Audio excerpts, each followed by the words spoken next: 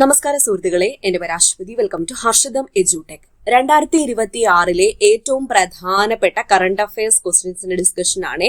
പ്രധാനമായിട്ടും April May മാസത്തിലെ current affairs ആണ് എടുത്തിരിക്കുന്നത്. അപ്പോൾ ഇതിനു മുന്നേ നമ്മൾ ലാസ്റ്റ് ചെയ്ത കറണ്ട് അഫയേഴ്സ് ക്ലാസ്സുകളുടെ PDF നോട്ട് നമ്മുടെ ഹർഷിതം എഡ്യൂടെക്കിന്റെ ടെലഗ്രാം ചാനൽ ഞാൻ ഇട്ടിട്ടുണ്ട്. അപ്പൊ ടെലഗ്രാം ചാനൽ ജോയിൻ ചെയ്യാത്തവരുണ്ടെങ്കിൽ ജോയിൻ ചെയ്യാം. നോട്ട് അതിനകത്ത് കിടപ്പുണ്ട്, ഡൗൺലോഡ് ചെയ്ത് പ്രിന്റ് എടുക്കാവുന്നതാണ്. ഓക്കെ, അപ്പൊ ഈ ക്ലാസ്സിന്റെ PDF നോട്ട് നിങ്ങൾക്ക് വേണമെന്നുണ്ടെങ്കിൽ യെസ് എന്ന് താഴെ പറഞ്ഞാൽ മതി. അതിന്റെ PDF നോട്ട് ഞാൻ പ്രൊവൈഡ് ചെയ്ത് തരാം. കൂടാതെ ക്ലാസിന്റെ ഇടയ്ക്ക് ഞാൻ കുറച്ച് ക്വസ്റ്റ്യൻസ് ഒക്കെ ചോദിക്കും. അതിന്റെ ഉത്തരവും താഴെ മറക്കാതെ കമന്റ് ചെയ്യാം. ഓക്കെ, സ്റ്റാർട്ട് ചെയ്താലോ? ആദ്യത്തെ ചോദ്യം, 2026 ലോക മാധ്യമ സ്വാതന്ത്ര്യ സൂചികയിൽ ഇന്ത്യയുടെ സ്ഥാനം എത്രയാണ്? എന്താണ് ഈ ലോക മാധ്യമ സ്വാതന്ത്ര്യ സൂചിക? പ്രസ് ഫ്രീഡം ഇൻഡെക്സ് ആണ്. പ്രസ്സുകൾക്ക് അല്ലെങ്കിൽ പത്രമാധ്യമങ്ങൾക്കുള്ള സ്വാതന്ത്ര്യ സൂചിക. ഇന്ത്യയുടെ റാങ്ക് 157 റാങ്ക് ആണ്. 2025 അത് 151 സ്ഥാനത്തായിരുന്നു. 2026 ആയപ്പോൾ 157 സ്ഥാനത്തേക്ക് മാറി. എത്ര രാജ്യങ്ങളുടെ പട്ടികയാണ് എടുത്തത് എന്ന് ചോദിച്ചാൽ 180 രാജ്യങ്ങളുടെ പട്ടികയാണ്. ഈ സൂചികയൊക്കെ ഉണ്ടല്ലോ, പ്രസ്താവന രീതിയിൽ ചോദിക്കും. അപ്പൊ നിങ്ങള് ഇന്ത്യയുടെ റാങ്ക് മാത്രം അറിഞ്ഞാൽ പോരാ, കഴിഞ്ഞ വർഷം ഇന്ത്യക്ക് എത്രയായിരുന്നു റാങ്ക് എന്നറിയുക, എത്ര രാജ്യങ്ങളുടെ പട്ടികയാണ് എടുത്തത് എന്നറിയുക, അതുപോലെ ഈ സൂചികയിൽ 1ാം സ്ഥാനത്ത് നിൽക്കുന്ന രാജ്യം ഏതാണെന്നും കൂടി അറിയുക. അപ്പൊ മനസ്സിലാക്കുക, 180 രാജ്യങ്ങളുടെ പട്ടികയാണ് എടുത്തത്. അതിൽ ഇന്ത്യയുടെ സ്ഥാനം 157. 1ാം സ്ഥാനത്ത് നിൽക്കുന്നത് നോർവേ ആണ്. 1ാം സ്ഥാനത്ത് നിൽക്കുന്ന രാജ്യം ഏതാണ്? നോർവേ. തുടർച്ചയായിട്ട് നോർവേ തന്നെയാണ് ലോക പത്രമാധ്യമ സൂചികയിൽ, സ്വാതന്ത്ര്യ സൂചികയിൽ 1ാം സ്ഥാനത്ത് നോർവേ ആണ്. നോർവേ. അപ്പൊ 1ാം സ്ഥാനം നോർവേ, 157 സ്ഥാനം ഇന്ത്യ. ടോട്ടൽ 180 രാജ്യങ്ങളുടെ പട്ടിക എടുത്തു. 2025 ഇന്ത്യയുടെ സ്ഥാനം എത്രയായിരുന്നു? 151. ഓക്കെ, അപ്പൊ ഞാൻ പറയുന്ന പോയിന്റ്സ് കൃത്യമായിട്ട് മനസ്സിലാക്കുക. ക്ലാസ്സിൽ ഇരുന്ന് തന്നെ പഠിച്ചിട്ട് പോകാൻ വേണ്ടി മാക്സിമം നോക്കുക. ഇതിന് വേറെ സമയം നിങ്ങൾ കണ്ടെത്തേണ്ട ആവശ്യമില്ല. ക്ലാസ്സിൽ ഇരുന്ന് തന്നെ പഠിച്ചിട്ട് പോകണേ. അത്രയ്ക്കും അറ്റൻറ്റീവ് ആയിട്ട് ക്ലാസ്സിലിരിക്കുക. ഓക്കെ, നിങ്ങളോടൊരു ചോദ്യം ചോദിക്കട്ടെ. 16ാം കേരള നിയമസഭാ തെരഞ്ഞെടുപ്പ് കഴിഞ്ഞ മാസം, അതായത് ഏപ്രിൽ മാസമാണല്ലോ നടന്നത്. അങ്ങനെയെങ്കിൽ എത്രാം തീയതിയാണ്, അല്ലെങ്കിൽ എന്നാണ്, ഡേറ്റ് അടക്കം പറയുക, എന്നാണ് 16ാം നിയമസഭയിലേക്കുള്ള തെരഞ്ഞെടുപ്പ് കേരളത്തിൽ നടന്നത്? ഒറ്റഘട്ടമായിട്ടാണ് നടന്നത്. കേരളത്തിൽ മാത്രമല്ല, ആ ദിവസം തന്നെ അസമിലും പുതുച്ചേരിയിലും ഒക്കെ തെരഞ്ഞെടുപ്പ് നടന്നിട്ടുണ്ടായിരുന്നു. ഏതാണ് ആ ഡേറ്റ്? ഇമ്പോർട്ടന്റ് ആണ്, ചോദിക്കാൻ ചാൻസ് ഉണ്ട്. താഴെ ഒന്ന് കമന്റ് ചെയ്യൂ. ഇപ്പൊ അടുത്ത് നടന്ന സംഭവം ആയതുകൊണ്ട് മിക്കവർക്കും അറിയായിരിക്കും. താഴെ ഒന്ന് കമന്റ് ചെയ്യുക. അപ്പൊ കേരളത്തിന്റെയും അസമിന്റെയും പുതുച്ചേരിയുടെയും ഫലസൂചിക വന്നപ്പോൾ മറ്റൊരു സംസ്ഥാനത്ത് കൂടി തെരഞ്ഞെടുപ്പ് നടന്നില്ലേ? അതേത് സംസ്ഥാനം? പശ്ചിമ ബംഗാളിന്റെ തെരഞ്ഞെടുപ്പ് വളരെ പ്രധാനപ്പെട്ടതാണ്. കാരണം ഇപ്പോൾ അവിടെ അധികാരത്തിൽ വന്ന പാർട്ടി BJP ആണ്. തൃണമൂൽ കോൺഗ്രസിനെ പരാജയപ്പെടുത്തി BJP ആണ് അധികാരത്തിൽ വന്നത്. ബംഗാളിൽ ആദ്യത്തെ BJP മുഖ്യമന്ത്രി സത്യപ്രതിജ്ഞ ചെയ്യാൻ പോകുന്നു. മെയ് മാസം 9, അതായത് ഇന്ന് മെയ് മാസം 9 പശ്ചിമ ബംഗാളിലെ ആദ്യത്തെ BJP മുഖ്യമന്ത്രിയായി സത്യപ്രതിജ്ഞ ചെയ്യാൻ പോകുന്നത് ആരാണെന്ന് ചോദിച്ചാൽ സുവേന്ദു അധികാരിയാണ്. വളരെ പ്രധാനപ്പെട്ട ചോദ്യമാണ്. സുവേന്ദു അധികാരിയാണ് 2026 പശ്ചിമ ബംഗാൾ നിയമസഭാ തെരഞ്ഞെടുപ്പിന് ശേഷം മുഖ്യമന്ത്രിയായി സത്യപ്രതിജ്ഞ ചെയ്യാൻ ഒരുങ്ങുന്നത് ആരാണ്? സുവേന്ദു അധികാരി. പുതിയ അധികാരി ആരാണ്? സുവേന്ദു അധികാരിയാണ്. മെയിൽ കാൻഡിഡേറ്റ് ആണ്. മെയിലാണ്, ഫീമെയിൽ അല്ല. കേട്ട് സംശയിക്കേണ്ട, ആണാണ് സുവേന്ദു അധികാരി. ഓക്കെ, അടുത്ത ചോദ്യം നോക്കാം.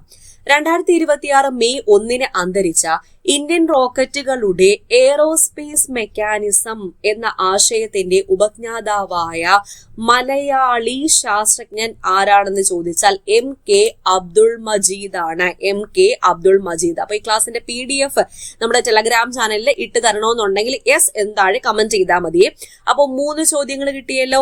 ലോക മാധ്യമ സ്വാതന്ത്ര്യ സൂചിക ഇന്ത്യയുടെ സ്ഥാനം 157, 2026 സ്ഥാനമാണ്.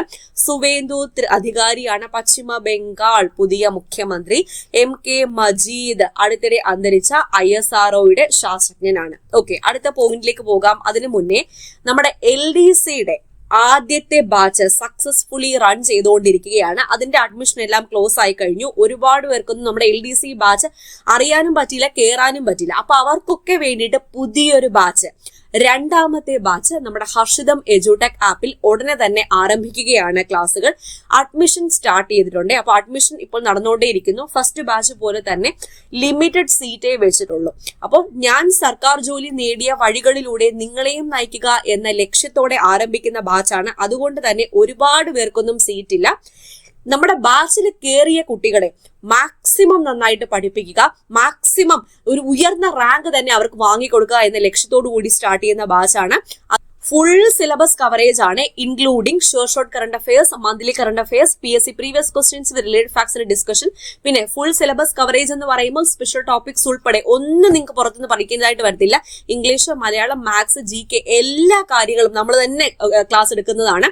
പിന്നെ നിങ്ങൾക്ക് നോട്ട് പ്രിന്റ് എടുക്കാനും പറ്റും കേട്ടോ. 2027 ഡിസംബർ 31 വരെ വാലിഡിറ്റി ഉള്ള കോഴ്സാണ്. പിന്നെ തിങ്കൾ മുതൽ വെള്ളി വരെയാണ് പഠിക്കാനുള്ള പോർഷൻസ് വരുന്നത്. സ്റ്റഡി പ്ലാൻ അനുസരിച്ച് തിങ്കൾ മുതൽ വെള്ളി വരെയാണ് പഠിക്കാനുള്ള പോർഷൻസ് വരുന്നത്. ഒരു ദിവസം ഒരുപാടൊന്നും പഠിക്കേണ്ടതായിട്ട് വരുന്നില്ല. 2 മണിക്കൂർ അല്ലെങ്കിൽ മാക്സിമം 2.5 മണിക്കൂർ മാത്രമേ പഠിക്കേണ്ടതായിട്ട് വരുന്നുള്ളൂ. ശനിയും ഞായറും ആ ഒരാഴ്ച നിങ്ങൾ പഠിച്ച കാര്യങ്ങളുടെ റിവിഷൻ ആയിരിക്കും. ഞായറാഴ്ച പരീക്ഷ. ആ ഒരു രീതിയിലാണ്. മന്ത്ലി റിവിഷൻ ഉണ്ടായിരിക്കും. എല്ലാ കാര്യങ്ങളും വിത്ത് എക്സാംസ് ആണ് പ്രൊവൈഡ് ചെയ്യുന്നത്. ഇപ്പൊ തന്നെ നിങ്ങളുടെ സീറ്റ് ഉറപ്പിക്കുക. 2 ഇൻസ്റ്റാൾമെന്റ് ആയിട്ട് ഫീസ് അടയ്ക്കാനും പറ്റും. അഡ്മിഷൻ നടന്നുകൊണ്ടേയിരിക്കുന്നു. സീറ്റ്സ് ഇങ്ങനെ ഫിൽ ആയിക്കൊണ്ടേയിരിക്കുന്നു. അതുപോലെ തന്നെ ഡിഗ്രി പ്രിലിംസ് 1ാം ഘട്ട പരീക്ഷ കഴിഞ്ഞല്ലോ. അപ്പൊ 1ാം ഘട്ട പരീക്ഷ കഴിഞ്ഞ ആൾക്കാർ വെറുതെ ഇരിക്കരുത്, മെയിൻസിന് വേണ്ടിയിട്ട് പഠിച്ചു തുടങ്ങിക്കോളാം. Degree mains batch combo batch ആണ്. അതായത് company board assistant, university assistant 2 പരീക്ഷയ്ക്കും വേണ്ടി മെയിൻസിന്റെ full syllabus coverage including special topic, അതുപോലെ കറണ്ട് അഫയേഴ്സും PSC പ്രീവിയസ് ക്വസ്റ്റ്യൻസും പഴയ SCRTയും പുതിയ SCRTയും NCRTയും ഉൾപ്പെടെ 2799 ലിമിറ്റഡ് ടൈം ഓഫർ ആണ്. മെയിൻസ് എക്സാം കഴിയുന്നത് വരെ കോഴ്സിന്റെ വാലിഡിറ്റി ഉണ്ടായിരിക്കും. അഡ്മിഷൻ സ്റ്റാർട്ട് ചെയ്തിട്ടുണ്ട്. ക്ലാസ് ഉടനെ തന്നെ നമ്മൾ തുടങ്ങുന്നതായിരിക്കും. എത്രയും വേഗം തന്നെ നിങ്ങൾ ജോയിൻ ചെയ്തോളാം. ഹർഷിതം എഡ്യൂടെക് ആപ്പിൽ സ്റ്റോർ എന്ന് പറഞ്ഞ ഓപ്ഷനിൽ ക്ലിക്ക് ചെയ്യുമ്പോൾ എല്ലാ കോഴ്സിന്റെയും ഡീറ്റെയിൽസ് കിട്ടും. LGS മുതൽ ഡിഗ്രി ലെവൽ വരെയുള്ള കോഴ്സുകൾ അവൈലബിൾ ആണ്. യൂണിഫോം ജോബ് എല്ലാം ഉണ്ട്. കയറി ചെക്ക് ചെയ്യണേ. ആപ്പ് ഡൗൺലോഡ് ചെയ്യാൻ ലിങ്ക് ഞാൻ ഫസ്റ്റ് കമന്റിൽ പിൻ ചെയ്തേക്കാം കേട്ടോ. അടുത്ത ചോദ്യം നോക്കാം. ഇന്ത്യയിലെ ആദ്യത്തെ ഗ്രീൻ മെഥനോൾ പ്ലാന്റ് എവിടെയാണ് സ്ഥാപിക്കുന്നത്?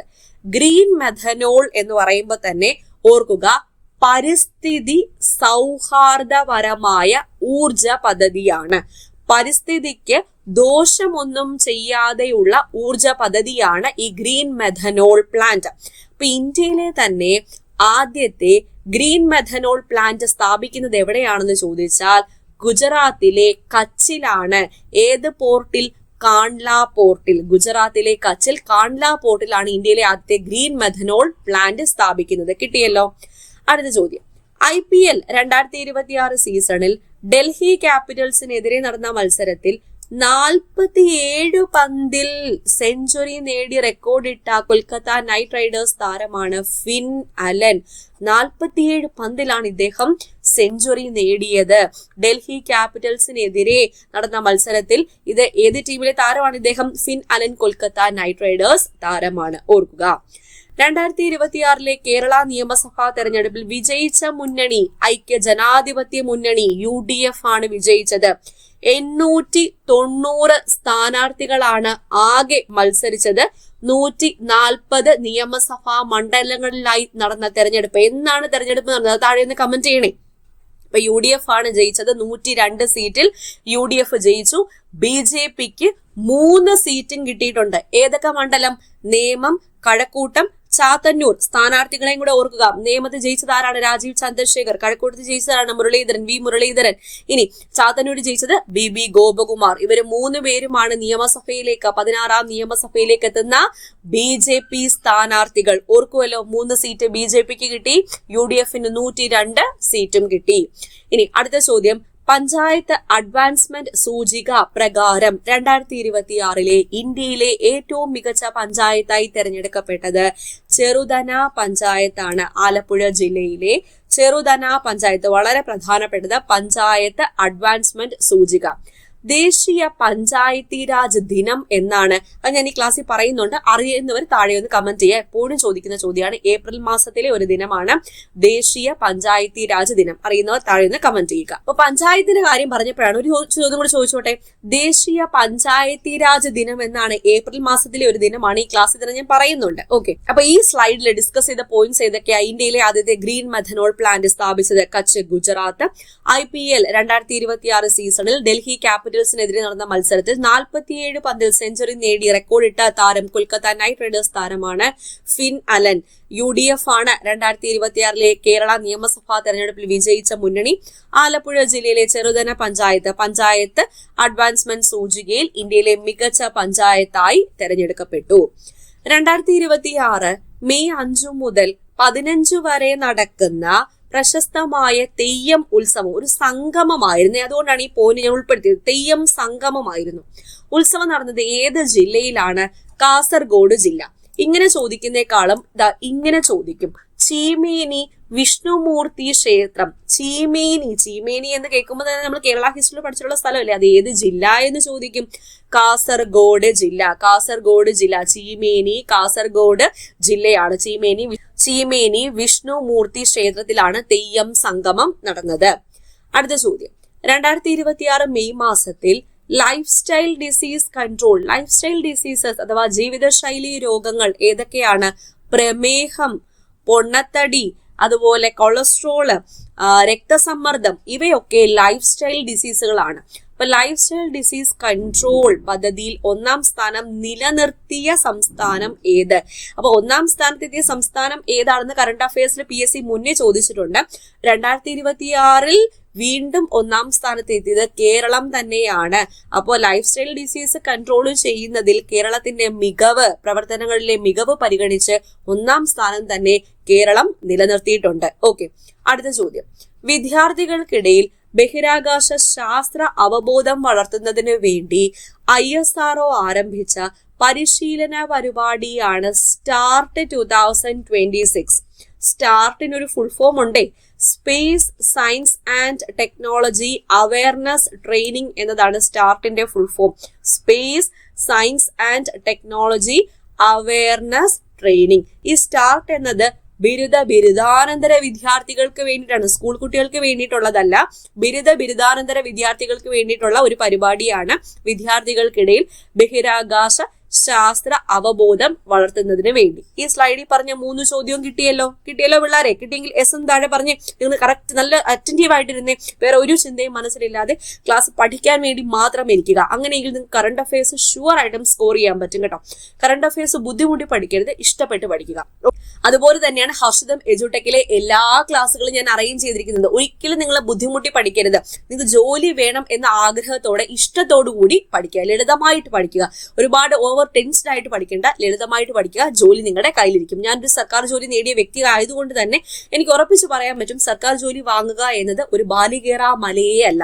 ഇഷ്ടത്തോടു കൂടി നമ്മൾ ഇഷ്ടപ്പെട്ട് ചെയ്യുന്ന കാര്യങ്ങളൊക്കെ നല്ല താല്പര്യത്തോടു കൂടി ചെയ്യാറില്ലേ? ആരെങ്കിലും ഫോഴ്സ് ചെയ്ത് ചെയ്യുന്ന കാര്യങ്ങളാണ് നമുക്ക് വേണ്ട എങ്ങനെയെങ്കിലും ഒന്ന് ചെയ്ത് തീർത്താൽ മതി എന്ന് പറഞ്ഞ് ചെയ്യുന്നത്. നമ്മൾ ഇഷ്ടത്തോടു കൂടി പഠിക്കുക, നമുക്ക് വേണ്ടി പഠിക്കുക, കുടുംബത്തിന് വേണ്ടി പഠിക്കുക, നമ്മുടെ വരുന്ന കുട്ടികൾക്ക് അല്ലെങ്കിൽ വരും തലമുറയ്ക്ക് വേണ്ടി പഠിക്കുക. ഓക്കെ, അവർക്ക് നല്ലൊരു ഭാവി ഉണ്ടാക്കി കൊടുക്കണമെങ്കിൽ നമ്മൾ തന്നെ പ്രയത്നിക്കണം. നമ്മൾ ഇന്ന് പ്രയത്നിച്ച് നമ്മൾ ഇന്ന് ചെയ്യുന്ന പ്രവൃത്തിയായിരിക്കും അവർക്ക് നല്ലതിലേക്ക് വരുന്നത്. അവർ നമ്മളെ കണ്ട് തന്നെയല്ലേ പഠിക്കുന്നത്. അവർക്ക് നല്ലൊരു ഭാവി ഉണ്ടാക്കി കൊടുക്കണമെങ്കിൽ നമ്മൾ സ്വന്തം കാലിൽ നിൽക്കണം. അപ്പൊ അതിനുവേണ്ടി നിങ്ങൾ പ്രയത്നിക്കാൻ വേണ്ടി ശ്രമിക്കുക. ഓക്കെ, അപ്പൊ ഡിഗ്രി മെയിൻസിന്റെ ബാച്ചും മറന്നു പോരുതേ. ഇനി ഏപ്രിൽ മാസത്തിലെ കുറച്ച് പ്രധാനപ്പെട്ട ദിനങ്ങളും കൂടെ നോക്കിയിട്ട് ഈ ക്ലാസ് നമുക്ക് വൈൻഡ് അപ്പ് ചെയ്യാം. അപ്പോൾ ഏപ്രിൽ മാസത്തിലെ പ്രധാനപ്പെട്ട ദിനങ്ങൾ ഇവിടെ കൊടുത്തിട്ടുണ്ട്. PSC എപ്പോഴും റിപ്പീറ്റ് ചെയ്യുന്ന 4 ദിനങ്ങളാണ്. ലോക ആരോഗ്യ ദിനം എന്നാണ് ഏപ്രിൽ മാസം 7. അപ്പൊ ഏപ്രിൽ 7-നാണ് ലോക ആരോഗ്യ ദിനം എന്ന് മനസ്സിലാക്കുക. ദേശീയ സിവിൽ സർവീസ് ദിനം ഏപ്രിൽ 21-ആണ്. ദേശീയ സിവിൽ സർവീസ് ദിനം എന്നാണ് ഏപ്രിൽ 21. ലോക ഭൂമി ദിനം അല്ലെങ്കിൽ ലോക ഭൗമ ദിനം എന്ന് ചോദിക്കും ഏപ്രിൽ മാസം 22. കുറച്ചു മുന്നേ ഞാനൊരു ചോദ്യം ചോദിച്ചില്ലേ, ദേശീയ പഞ്ചായത്തി രാജ് ദിനം എന്നാണ്. ഏപ്രിൽ മാസം 24-ആണ് ദേശീയ പഞ്ചായത്തി രാജ് ദിനം. 4 ദിനങ്ങൾ കിട്ടിയോ? ഏപ്രിൽ 7 ലോകാരോഗ്യ ദിനം, ദേശീയ സിവിൽ സർവീസ് ദിനം ഏപ്രിൽ 21, ലോക ഭൗമ ദിനം ഏപ്രിൽ 22, ദേശീയ പഞ്ചായത്തി രാജ് ദിനം ഏപ്രിൽ 24. സെറ്റാണേ? പഠിച്ചു കഴിഞ്ഞോ? ക്ലാസ്സിൽ ഇരുന്ന് തന്നെ പഠിച്ചോ? കുറച്ച് പഠിച്ചിട്ട് പോവാ. ഒരു ടാസ്ക് കിട്ടിക്കഴിഞ്ഞാൽ അതിനെ ചെറിയ ചെറിയ ചെറിയ ടാസ്കുകളായിട്ട് ഡിവൈഡ് ചെയ്ത് പഠിച്ചു കഴിഞ്ഞാൽ നിങ്ങൾക്ക് സുന്ദരമായിട്ട് ആ ഒരു വർക്ക് കംപ്ലീറ്റ് ചെയ്യാൻ പറ്റും. ഞാൻ ഉദാഹരണം പറഞ്ഞ കറണ്ട് അഫയേഴ്സ് പരീക്ഷ ആവുന്ന സമയത്ത് കുറേ കറണ്ട് അഫയേഴ്സ്, അയ്യോ അത് പഠിച്ചില്ല ഇത് പഠിച്ചില്ല എന്ന് പറഞ്ഞുകൊണ്ട് എവിടെന്നെങ്കിലുമൊക്കെ കുറെ കറണ്ട് അഫയേഴ്സ് കിട്ടും. അങ്ങനെ പഠിച്ചു കഴിഞ്ഞാൽ എല്ലാം നിങ്ങൾ മറന്നുപോകും. അപ്പൊ കറണ്ട് അഫയേഴ്സ് ഡെയിലി ഒരു മണിക്കൂർ അല്ലെങ്കിൽ അരമണിക്കൂർ കറണ്ട് അഫയേഴ്സിന് വേണ്ടി മാറ്റി വെച്ചാൽ ഇഷ്ടത്തോടുകൂടി നമുക്ക് സമൂഹത്തിൽ നടക്കുന്ന കാര്യങ്ങൾ അറിയണ്ടേ, നമ്മൾ ഇന്ന് ജീവിക്കുന്ന സമൂഹത്തിൽ എന്തൊക്കെയാണ് നടക്കുന്നത്, അല്ലെങ്കിൽ ആരെങ്കിലും വന്ന് നമ്മളോട് ഒരു കാര്യം ചോദിച്ചു കഴിഞ്ഞാൽ അത് പറയാൻ പറ്റണം. അല്ലാതെ ഒന്നും അറിയാതെ ആരെങ്കിലും ഇപ്പോൾ രണ്ടു മൂന്ന് പേര് സംസാരിക്കുന്ന ഒരു വേദിയിൽ നിങ്ങൾ എത്തുകയാണ്, അല്ലെങ്കിൽ ഒരു സർക്കിളിൽ നിങ്ങൾ എത്തുമ്പോൾ നിങ്ങൾക്കൊന്നും പറയാനില്ലാതായി പോകരുത്. അതുകൊണ്ട് തന്നെ നിങ്ങൾക്ക് നിങ്ങളുടെ ചുറ്റും നടക്കുന്ന കാര്യങ്ങളോടൊരു അവബോധം വേണം. അതിന് വേണ്ടിയിട്ടാണ് മിക്ക ദിവസവും ഞാൻ കറണ്ട് അഫയേഴ്സ് നിങ്ങൾക്ക് എടുത്തു തരുന്നത്. കറണ്ട് അഫയേഴ്സിൽ ജസ്റ്റ് ക്വസ്റ്റ്യൻ ആൻസർ മാത്രം പറയാതെ അതിന്റെ റിലേറ്റഡ് ഫാക്റ്റും കൂടി പറഞ്ഞു പോകുന്നത്. ഓക്കെ, അപ്പൊ സെറ്റ് അല്ലേ? അപ്പൊ ഇതിന്റെ നോട്ട് വേണമെന്നുള്ളവര് എസ് താഴെ കമന്റ് ചെയ്യുക. അടുത്ത ക്ലാസ്സിൽ വീണ്ടും കാണാം. God bless you all the best for your exams. Thank you.